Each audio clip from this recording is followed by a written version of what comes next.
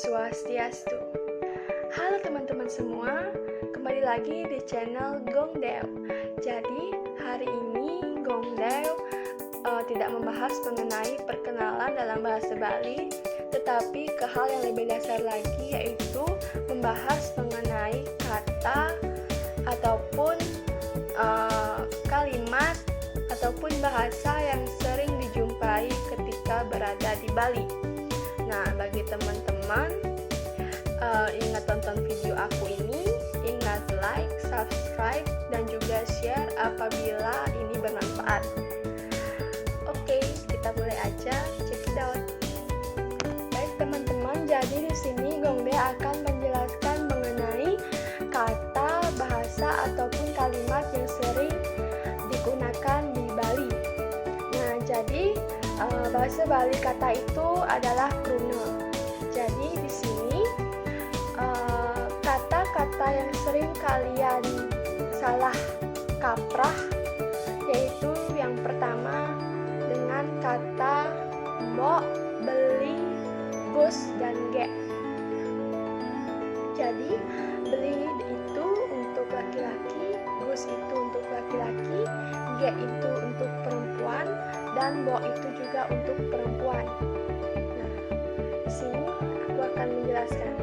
Jadi, untuk kata mbok dan juga beli di sini berarti mbok ini adalah kakak perempuan dan beli ini berarti kakak laki-laki. Sedangkan gus dan ge ini biasanya digunakan untuk memanggil orang yang lebih kecil daripada kita. Nah, biasanya, misalnya nih, aku berumur 21 tahun, sedangkan ada orang yang aku kenal, aku sudah tahu umurnya berapa, 25 tahun, misalnya ya. Nah, jadi aku panggil apa? Pasti panggilnya mbok atau beli. Nah, apakah gender orang tersebut? Gender orang tersebut misalnya laki-laki, jadi saya memanggilnya beli. Nah, misalnya dia nama depannya Made atau memakai namanya biasa, bisa dipanggil beli Made ataupun beli, misalnya namanya Rai, beli Rai kayak gitu.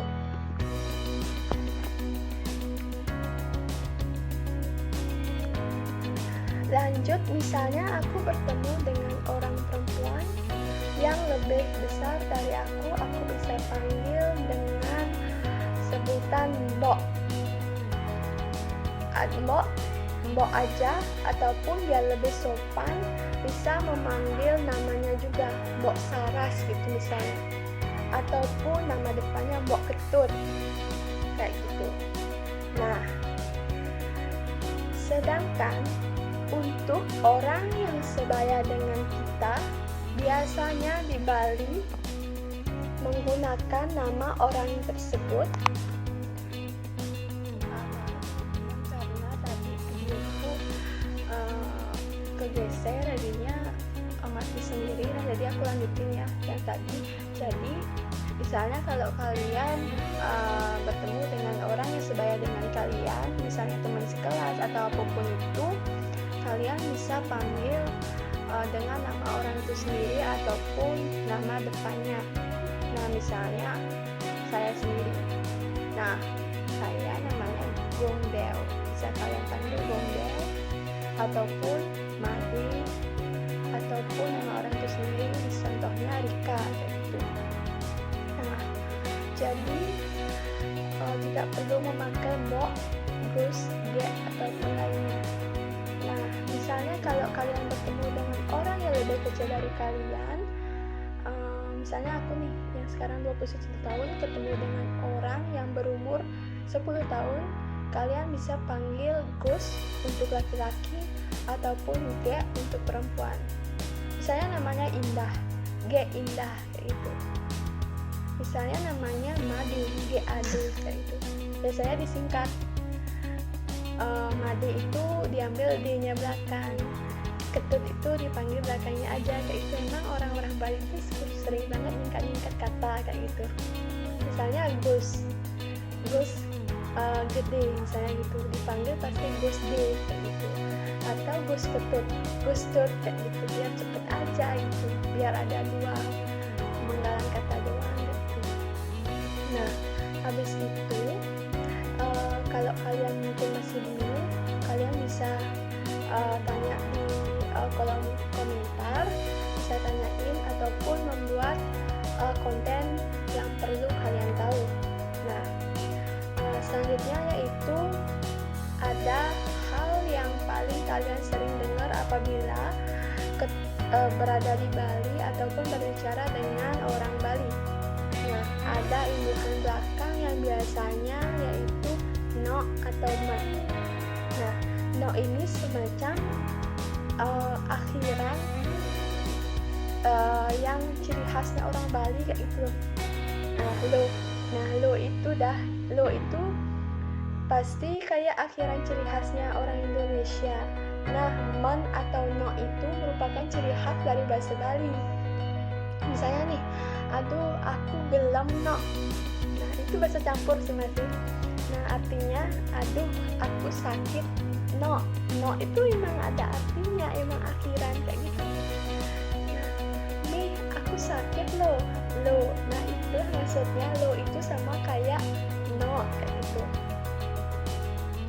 Nah kalau gimana man, gimana nih kayak modelnya nih kayak gitu. Jadinya nih itulah sama kayak man, sedangkan lo itu hampir sama kayak no kayak gitu. Jadinya emang kalau kalian nonton FTV ya di SCTV mungkin ya, misalnya itu sedang di Bali, pasti orang-orangnya sering dah ngomong no atau logat-logatnya dibuat-buat kayak gitu ya. Emang itu ciri khas dari bahasa Bali, itu emang gak bisa dihilangkan sih. Itu pasti kalian bakalan sering dengar kalau berada di Bali nantinya. Nah habis itu mungkin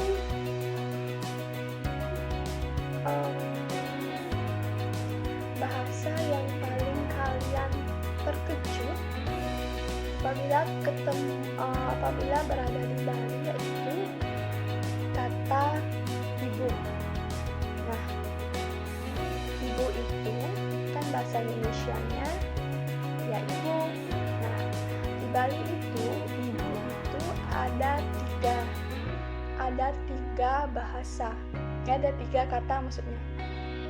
Nah sebelumnya di video sebelumnya kan aku udah jelasin mengenai ada 4 tingkatan bahasa dalam bahasa Bali. Nah di sini juga ada dalam kata ibu tersebut. Nah biasanya kata yang paling lumrah sebutan kata ibu di Bali itu yaitu meme. Nah meme. Nah orang-orang Bali paling sering bilang meme. Tapi karena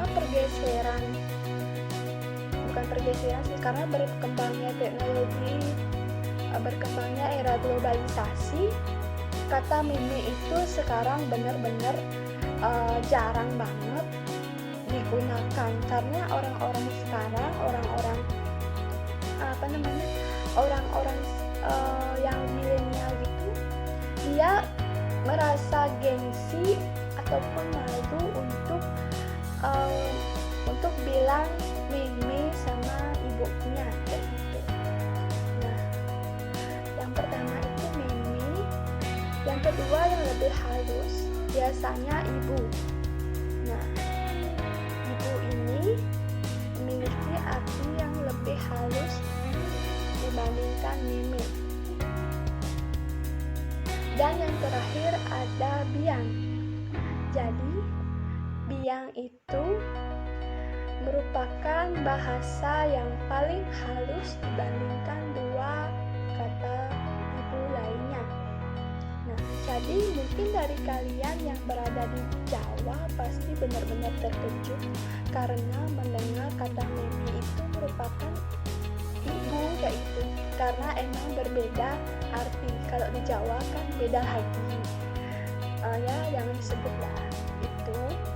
Dan di Bali itu malahan itu artinya ibu yang sangat perlu dihormati kayak gitu, biar kalian tidak terkejut nantinya kalau ke Bali. Nah, biang itu bagi orang-orang Medan biasanya, biang itu pasti kalian kalian tahu artinya, yaitu anjing. Nah, di sini malah biang itu artinya ibu yang paling halus artinya. Ibu yang paling, maksudnya kata yang paling halus, kata ibu yang paling halus malahan. Sedangkan di Medan itu artinya anjing. Nah, mungkin karena kita beragam bahasa, kita juga harus saling toleransi dengan satu kata dengan kata lainnya, biar kondisional. Nah, di Bali mungkin kalian bisa menggunakan kata mimi dengan baik, tetapi mungkin di Jawa, misalnya kalian berada di Jawa, jangan sekali-sekali mengatakan mimi lagi, karena di sana sudah berbeda artinya kayak gitu. Nah, mungkin itu 3 hal yang perlu kalian ketahui apabila berada di Bali ataupun ingin belajar bahasa Bali. Jadi mungkin kalian ingin part 2-nya, nanti aku akan buatkan lagi kalau ini sudah banyak yang nonton, biar aku semangat lagi buatnya teman-teman. Oke, itu aja dari Gondel. Terima kasih udah menonton video ini sampai habis.